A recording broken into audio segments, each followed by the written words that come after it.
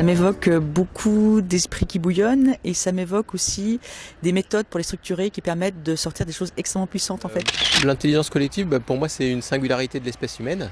C'est-à-dire que les humains, n'ayant pas beaucoup de griffes, de poils, de dents extrêmement pointues, sont obligés de faire intelligence collective pour pouvoir exister. C'est peut-être même une de leurs singularités. Sauf que c'est quelque chose qu'on a désappris depuis à peu près 150 ans et qu'il convient à la fois de réaffirmer et de retravailler.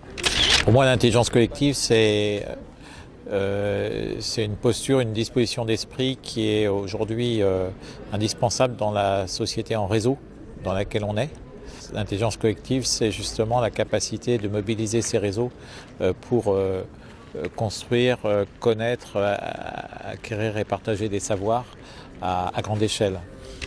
Alors, l'intelligence collective, en deux mots pas très techniques, c'est essayer d'être moins bête à plusieurs qu'on l'est avec la somme des parties, sachant qu'on sait très facilement être beaucoup plus bête, hein, ça c'est la bêtise collective, mais bon voilà, ça marche pas, c'est pas vraiment ce qu'on veut. Et en fait, on voit que petit à petit, eh bien, on arrive très naturellement à travailler par petite équipe jusqu'à 12, mais l'intelligence collective, c'est aussi eh bien travailler avec des communautés de centaines de personnes, travailler avec des grands réseaux de dizaines à des centaines de milliers de personnes.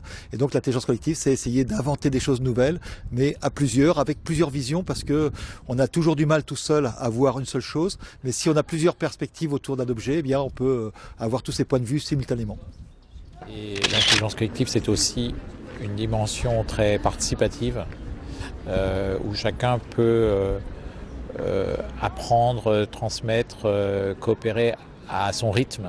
Pour moi, l'idée d'intelligence collective, et notamment face aux quelques problèmes auxquels notre humanité est confrontée, c'est d'arriver à connecter un peu nos cerveaux, nos solutions, nos angoisses, nos questions, pour trouver collectivement des réponses à des problèmes qui le sont aussi. Que j'ai pu tester des problèmes qu'on a accélérés avec l'intelligence collective et des méthodes qui sont faites pour et qui sont vraiment d'une puissance incroyable.